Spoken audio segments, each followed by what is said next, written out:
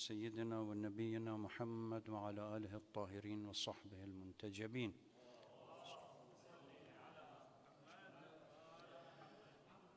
Praise be to Allah subhanahu wa ta'ala, the one that description cannot fully lay the foundation for his character.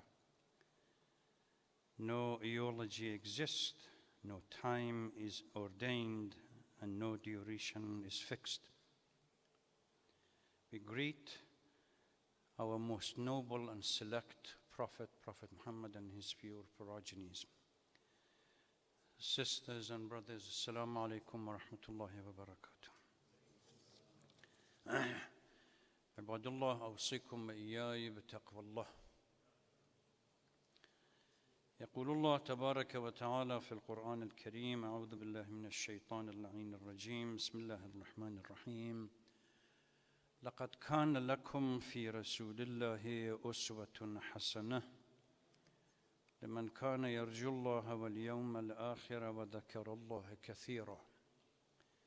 There is indeed a role model for you in the Messenger of Allah, for those who have hope in Allah and in the last day, and remember Allah profusely.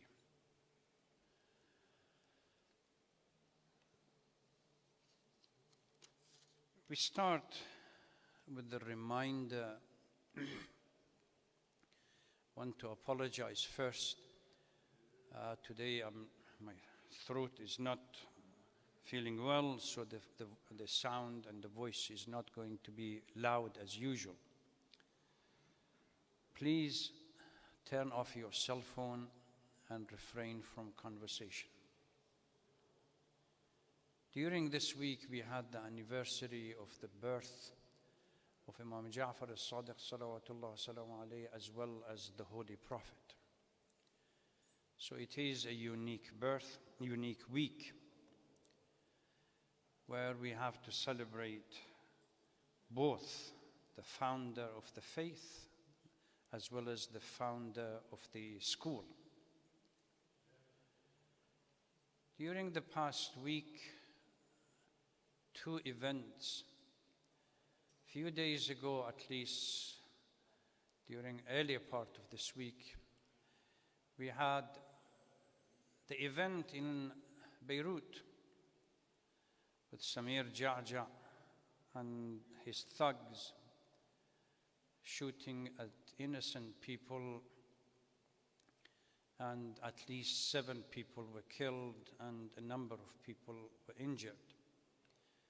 The usual legal system in Lebanon is going through its loop, trying to establish the facts, although everybody knows who these people were. On the one hand, we have this in Lebanon. We begin to notice similar kind of Shia killing and annihilation in Afghanistan that repeated during the Taliban's period, and now it's coming back. Within a week or so, 2 mosques attacked in different parts of Afghanistan, with tens of Shias have been killed and possibly hundreds have been injured. Unfortunately, we have to wait and see if anything is going to be done with these people. The passage that I started with is among a number of verses in the Holy Quran that Allah subhanahu wa ta'ala lays down a universal rule for all Muslims. If they desire a life worthy of living, to imitate and copy the Holy Prophet, because he is the role model for everyone. If one considers a life worthy of living, naturally we need to submit to the command of Allah subhanahu wa ta'ala. And the most perfect example of a life that submits to the command of Allah subhanahu wa ta'ala is the life of the Holy Prophet. This week, as I said, is unique in a sense that the Ahl Sunnah wal Jama'ah, our Sunni brothers and sisters, consider the 12th of Rabi'ul Awwal to be the Mawlud, the anniversary of the birth of the Holy Prophet. We have, I believe, Kulaini is the only one from the Shia side that agrees with it, but the rest of the Shia is considered to be the 17th, to be the anniversary of the birth. At the onset of the Islamic Revolution in Iran in 1978-79, Marhum Imam Khomeini rahmatullah alayh proposed the idea that since the beginning of the week is the Ahl Sunnah wal Jama'ah organizing it, and the end of the week, we turned the whole week into a unique celebration where the Sunnis and the Shias come together, hoping that this will be another occasion for bringing the two communities together. The founder of this Islamic Center, Marhum Allama Sheikh Jawad Shirri, attended one of these meetings in Iran during those early times. I believe the picture might be in the gallery, or I have seen the picture somewhere else. So, and then they called this week the Unity Week, where everybody now, I think it's 37th anniversary or 37th Congress has been organized in Tehran that just few days ago finished. Since there is no Muslim in the world that would disagree with the notion that they'd have deep love for the Holy Prophet, irrespective of their school of theology, when you ask them, do you love your Holy Prophet? Naturally, they all say the same. They may celebrate and express that love in different form, but the basic foundation of loving the Holy Prophet is a universal concept between all Muslims. Nobody disagrees. And Quran, in various verses, talks about the same thing, the critical role that the Holy Prophet plays in the whole issue of becoming the embodiment of the essence of the Quran. Quran, a piece of paper, written messages of Allah for it. If you want to see the outside example of the essence of Quran, you look at the Holy Prophet. Those of you who follow the incident of Siffin, at the end when Muawiyah was almost finished, Amr As came up with a trick. Put the Quran on top of the spears and said, let the Quran be the arbitrator between the two of us. And Amir al-Mu'mineen salawatullah salamu alayhi said, this is only pieces of paper. I am the living Quran.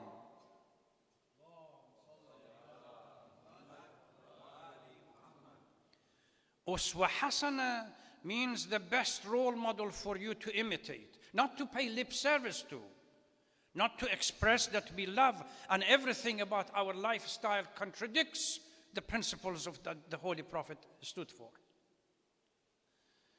One of the major principles that the Holy Prophet worked hard during his life was the concept of unity between Muslims. The moment that he went to Medina, started what we call the protocol between all members within the Medina. Even Jews were included within it. Now, in academia, people discuss how can be Jewish part of Ummah. It must have been a piece that added later on to this protocol. No, the Holy Prophet made it clear, as long as there are people that believe in certain values in their life, and these values are common denominators between Muslims and non-Muslims, then they are part of the same community.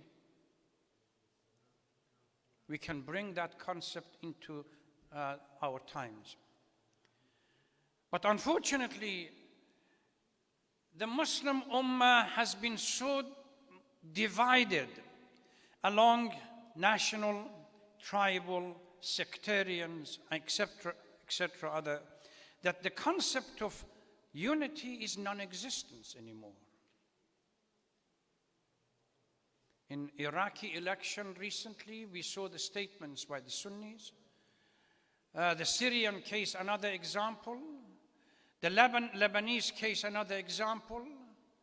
In United States, go online and see how the Sunnis and the Shias, the extreme from both sides, using the concept of kufr and everything else against others. What happened to the Muhammadi Ummah that the Holy Prophet worked so hard that even the verses in the Holy Quran stated, "Kuntum khayra ummatin ukhrijat linnas." We were supposed to lead the rest of the community, the rest of the world. We can't even lead our own small community, let alone anything else. Every time you start, unfortunately, the division between the Muslim community has become so acute that it has paralyzed Islam. Islam has the capability, the potential, the foundation of it to lead the world, but our dysfunctional society has become the issue that nobody listens to. As soon as we talk about Islam is this and Islam is that, the first thing that they say, go and put your house in order before you preach to somebody else. Angela Merkel, the chancellor, the German chancellor that retired last month or the month before.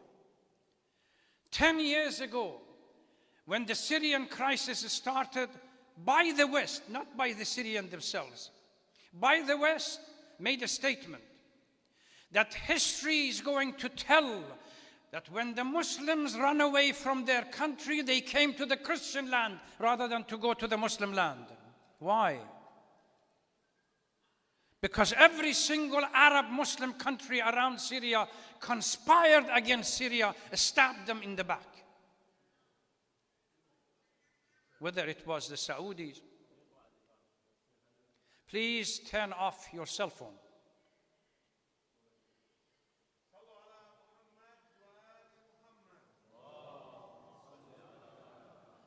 رجاء حاج.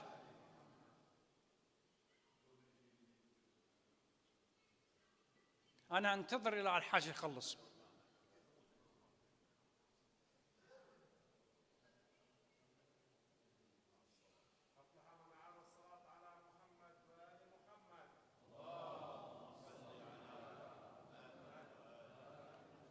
History is going to tell the camp in Jordan. Tarablas became the route by which Aslaha and everything else went to the mercenaries in Syria. Saudi Arabia and Qatar and the rest of the Gulf state poured money. The Turks came in and everything else against one nation. It is a miracle that Syria still exists. I listened to Samahat al-Sayyid Hassan Nasrallah when he was asked, why didn't you negotiate a peace settlement at the beginning of the crisis? He said, we did. We communicated with every single party. But for them, it was assured that a Syrian regime is not going to last within the next month or so. They were not ready to negotiate anything. So it is correct for Angela Merkel to say, history is going to show, to be a witness. When the Muslims ran away from Syria, when the Syrians ran away from Syria, they didn't go to the Arab world, they went to the Christian world. When the Palestinians initially ran away, forced by the Zionist regime out of occupied Palestine, few of them went into the different lands around Egypt, Gulf, and some others, but most of them came out. So we stand and we talk about unities in conferences and everything else. How do we achieve unity? We have Shia, so-called Shia scholars that organize website and everything else, constantly against Aisha, as if there is nothing else in the world to talk about but Aisha, Aisha, Aisha, Aisha. And not a statement from these people came out when Syria was being robbed and destroyed, when Lebanon was attacked, when Yemen was attacked, when Iraq was attacked. But constantly bombarding Aisha, Aisha, Aisha. Few of them are still around here. And the Sunni community, they do the same thing. The Imam of Masjid al-Haram delivers a sermon. Go and eat from the Jewish community, buy from the Jewish shop, even for non-believers shop, but don't buy from the Shias. I saw the fatwa myself. When I was in Colorado, the student at the Colorado School of Mine, some of them were Saudis, wrote a istifta to the religious scholar in Saudi Arabia that we have huge number of Shia shops around here that they are selling meat. Are we allowed to buy from them? Absolutely not. They are kafir, mulhid. Well, if they are, let's assume that they are kafir. But what about Kroger? They are non-believers either. No, go and buy from these people, but don't buy it from them. So what should we do?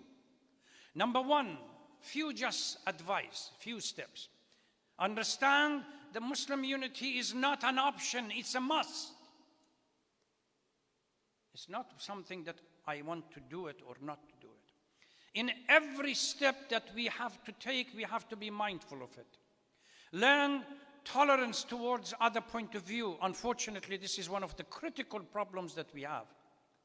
At school, at college, work, we are prepared to accept diversity of opinion. As soon as we come into our own Islamic center, you dare say anything that some people don't like it. My way or highway. Learn the etiquette to criticize. There is an etiquette to criticism. وَجَادِلْهُمْ بِالَّتِي هِيَ أَحْسَنُ. There is an etiquette for criticism. We insult, we demean, we character assassinate. Why? Because the other person doesn't have a view that I like.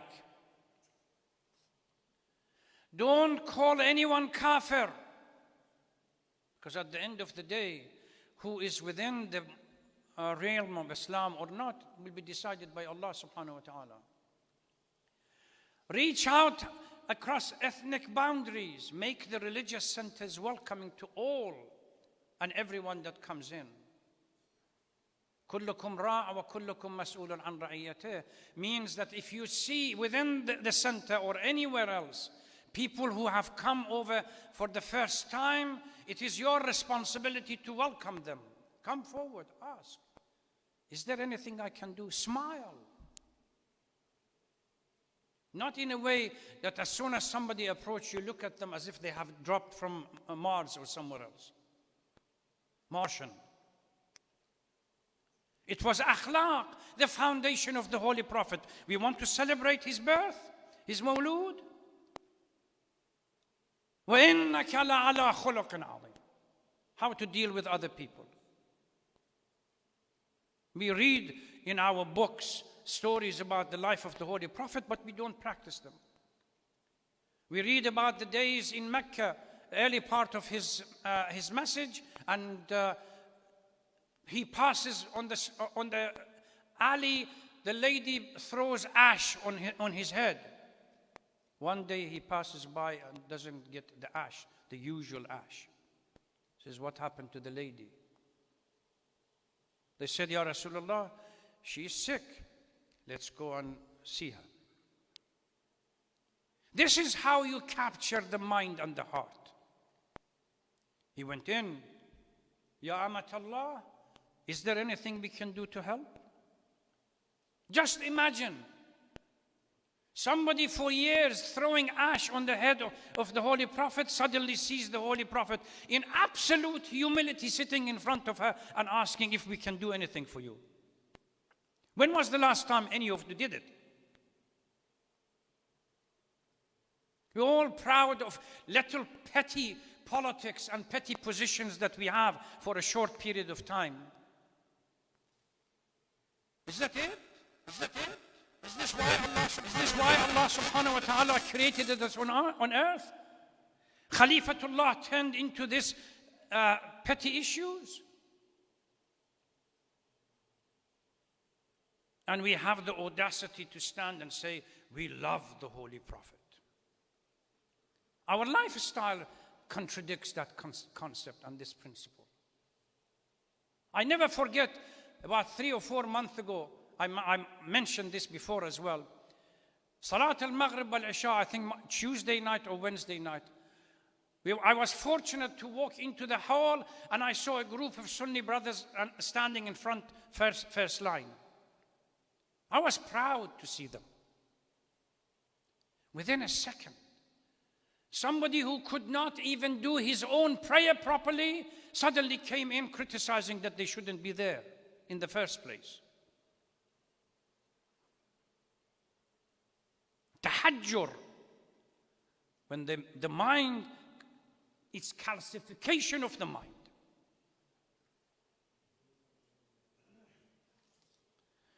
Reach out across ethnic boundaries, making our religious centers welcoming.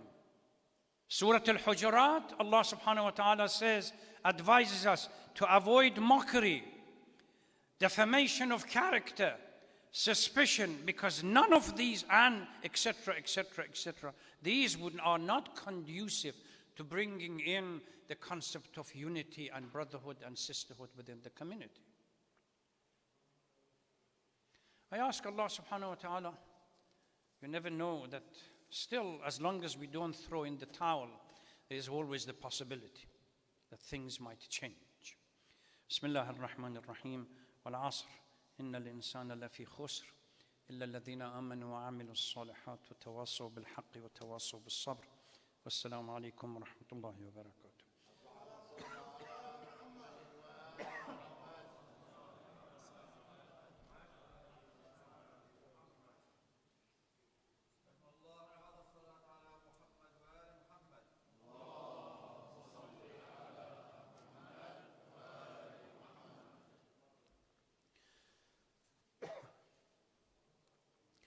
بسم الله الرحمن الرحيم الحمد لله رب العالمين نحمده ونشكره ونستعينه ونستغفره ونتوب إليه من سيئات أعمالنا ثم الصلاة والسلام على حبيب إله العالمين سيدنا ونبينا محمد وعلى آله الطاهرين وصحبه المنتجبين اللهم صل على أخواتي وإخواني الكرام السلام عليكم ورحمة الله وبركاته. عباد الله أوصيكم وإياي بتقوى الله. يقول الله تبارك وتعالى في القرآن الكريم أعوذ بالله من الشيطان اللعين الرجيم بسم الله الرحمن الرحيم يا أهل الكتاب قد جاءكم رسولنا يبين لكم كثيرا مما كنتم تخفون من الكتاب ويعفو عن كثير قد جاءكم من الله نور وكتاب مبين. نعيش في هذه الأيام ذكرى مولد الرسول الأعظم محمد صلى الله عليه وآله وسلم.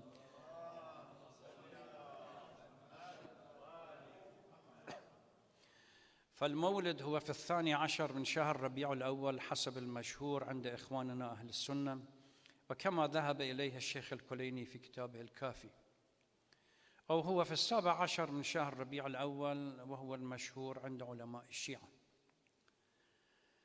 لا شك أن حياة النبي صلى الله عليه وآله وسلم ومن طوت عليه من سمو وتمييز ورفعة تمثل نبراسا مضيئا لمن يبحثون عن المثل الأعلى في رفعتها، وعن القيم في صفاتها، وعن البطولة في نبلها. فقد جعل الله النبي نموذجا للإنسانية كلها تهتدي بهداه وتقتدي بخطاه، حتى يكون الناس أمام كتاب منزل يمثل المنهج في تجليله الأعلى، وأمام نبي مرسل يمثل النموذج، نموذج البشري الحي القدوة. وقد جمع الله تعالى بين النبي والقرآن في آية واحدة في معرض الامتنان، فقال قد جاءكم من الله نور وكتاب مبين. فالنبي صلى الله عليه وآله وسلم حياته مليء بجوانب العظمة وبمواطن العبرة والقدوة وإذا كنا نحن المسلمين ننظر إلى حياته صلى الله عليه وآله وسلم من زاوية النبوة ومن كونه مبلغاً رسالة الله تعالى إلى خلقه، وهذا أمر أساسي وطبيعي في سياق الإيمان بنبوته ورسالته، فإن لغيرنا ممن لم يؤمن به صلى الله عليه وآله وسلم أن ينظر إلى حياته الشريفة بمقياس آخر غير مقياس النبوة من جوانب العظمة وعوامل الإبهار. إن النبي صلى الله عليه وآله وسلم هو الإنسان الوحيد في التاريخ الذي نجح نجاحاً مطلقاً على المستوى الديني والدنيوي. فعهدنا برجال التاريخ إما أن يكون من ذوي الإسهام في جانب الروح زهداً وورعاً وتقوى كالنبي عيسى صلوات الله وسلامه عليه، وإما في جانب المادة توسعاً وملكاً، وقلما نجد من يجمع بين الأمرين. أما النبي صلى الله عليه وآله وسلم كان مثالاً في الأمرين، لأن حياته تجسيد للرسالة، ورسالته جامعة بين الأمرين معاً. وابتغ فيما آتاك الله الدار الآخرة ولا تنس نصيبك من الدنيا وأحسن كما أحسن الله إليك ولا تبغ الفساد في الأرض إن الله لا يحب المفسدين. ومهما يكن فإن رسول الله بكله هو تاريخنا. ليس رسول الله محصوراً في زمن، بل له التاريخ كله، لأنه هو الذي صنع لنا التاريخ من خلال رسالته وجهاده وكل المعاناة التي عاناه في سبيل أن يبلغ الرسالة. عندنا حديث عن الرسول صلى الله عليه وسلم: ما عانى نبي مثلي قط، وأن يبعث الأمة ويعلمها الكتاب والحكمة ويزكيها ويهديها إلى الصراط المستقيم. ونحن نعيش في هذه المرحلة من الحياة كجيل جاء من بعد أجيال متتابعة منذ عهد الرسالة الأولى، في ساحة تتصارع فيها الأفكار وتختلف فيها الديانات، فهناك أكثر من ديانة تتحرك في ساحتنا على مستوى التحدي للإسلام أو التبشير بغيره أو ما إلى ذلك، وهناك أكثر من تيار علماني إلحادي في بعض مواقعه وغير إلحادي في مواقع أخرى، ولكنه ينكر الشريعة والشرع. في مقابل ذلك علينا أن نحدد هويتنا الإسلامية، وأن تكون قلوبنا قلوباً إسلامية، وأن يكون الإسلام هو الأساس الذي ترتكز عليه الخطوات والعلاقات بيننا. وهذا ما ينبغي لنا أن نؤكده، لأننا سوف نقف غداً بين يدي الله تعالى، وسوف نلتقي برسول الله، وسيسألنا رسول الله عن رسالته كيف حفظناها في أنفسنا وفي الناس من حولنا. إني تارك فيكم الثقلين، هذا وصية، تارك فيكم الثقلين كتاب الله وعترتي ما إن تمسكتم بهما لن تضلوا.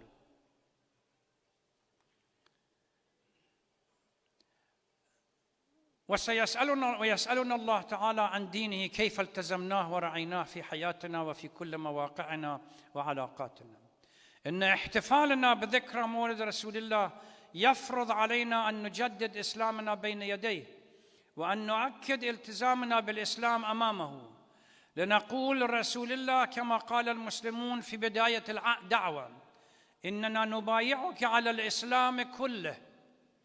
إننا نقف في هذه المناسبة لنؤكد بيعتنا لرسول الله. إن الالتزام بالرسالة هو الذي يمثل خط التقوى، والتقوى كما حدثنا الله في القرآن هي سبيل المسلمين إلى الجنة. فإذا أردنا الجنة فعلينا أن نتزود بالتقوى في الدنيا. وما معنى التقوى؟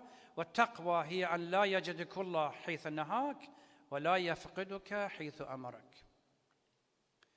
نسأل الله تبارك وتعالى أن يجعلنا من الذين يجددون البيعة مع رسول الله في كل فرصة في حياتهم إن شاء الله. اللهم صل وسلم على رسولك وحبيبك سيدنا محمد كأفضل ما صليت على أحد من خلقك. وصلى على أمير المؤمنين وسيد الوصيين علي بن أبي طالب، وصلى على فاطمة الزهراء سيدة نساء العالمين، وصلى على الحسن والحسين سيدي الشباب أهل الجنة، وصلى على أئمة المسلمين علي بن الحسين ومحمد بن علي وجعفر بن محمد وموسى بن جعفر وعلي بن موسى ومحمد بن علي وعلي بن محمد الحسن بن علي والخلف الهادي المهدي، عجل الله تعالى فرجه وسهل الله مخرجه، وجعلنا من أعوانه وأنصاره والمستشهدين بين يديه. بسم الله الرحمن الرحيم. والعصر إن الإنسان لفي خسر إلا الذين آمنوا وعملوا الصالحات وتواصوا بالحق وتواصوا بالصبر. السلام عليكم ورحمة الله وبركاته. رجاء قراءة سورة الفاتحة على روح أمواتنا جميعا، لا سيما روح المرحوم العلامة الشيخ محمد جواد الشري، قبلها الصلاة على محمد وآل محمد.